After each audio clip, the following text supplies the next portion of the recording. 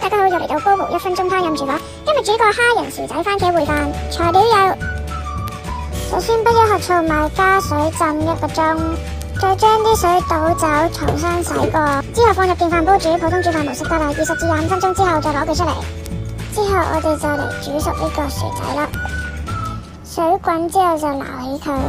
而家我哋用蒜蓉醬去炒呢個薯仔粒同埋蝦仁，因為蒜蓉醬本身已經有油噶啦，所以就唔需要再額外加油。到咁上下之後就潷起備用。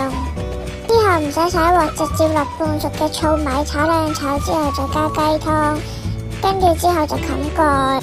啲雞湯收水收剩一半嘅時候就再落茄膏，跟住之後再炒兩炒，之後再加薯仔粒，跟住之後再炒兩炒收水。